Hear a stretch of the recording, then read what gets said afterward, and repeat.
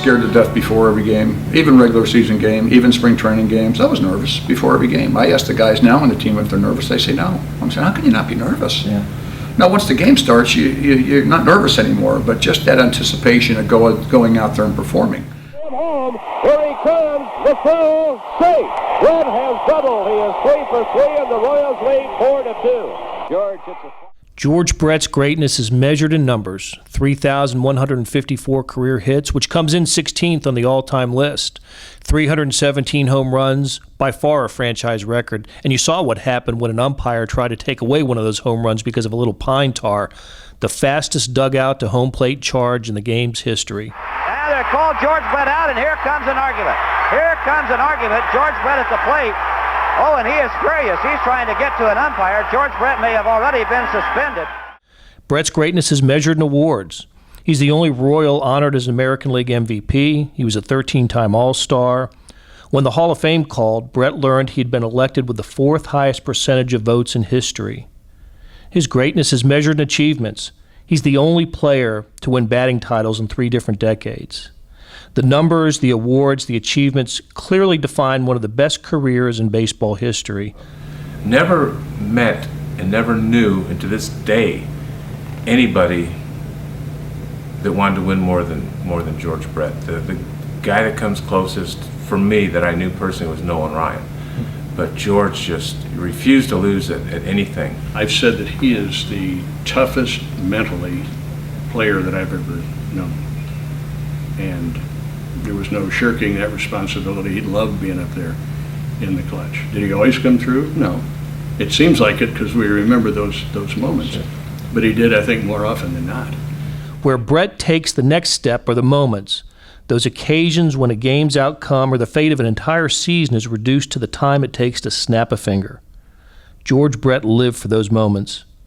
Like the 3-run homer he blasted in the top of the 8th inning at Yankee Stadium to tie the deciding game of the 1976 American League Championship Series, only to have Chris Chambliss steal his thunder in the 9th. Or the 3 home runs off of the Yankees' Catfish Hunter in the 3rd game of the 1978 Championship Series.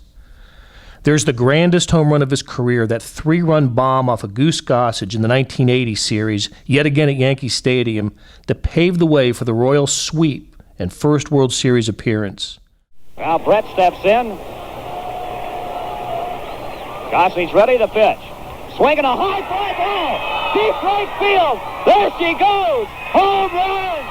Home run by Brett. And the Royals lead 4-2.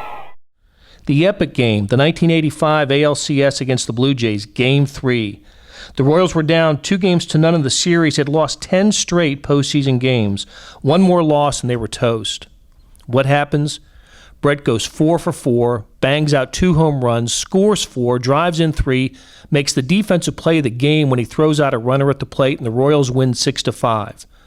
Royals broadcaster Denny Matthews has been calling games since the team's inception, called it the biggest victory in team history, and who's to argue with that? He dominated that game offensively and defensively, and he just mentally he willed the Royals to win that game. They'd go on to win the series and the World Series as well. The Royals have won the 1985 World Series, and they converge on the mound and hold an impromptu celebration.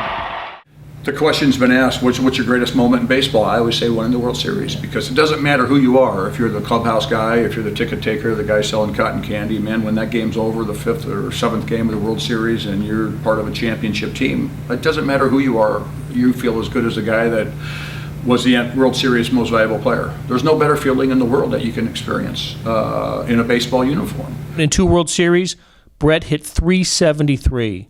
In 43 total postseason games, he hit 10 home runs. I would always say this to myself, I can do this. I can do this. Yeah, I can do this.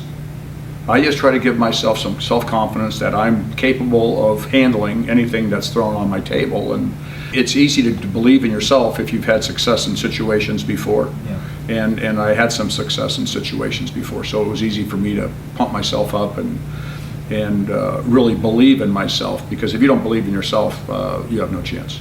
What's the true greatness of a ball player? It's all those measurables, but it's also the ability to seize the day, and nobody captured those moments like George Brett.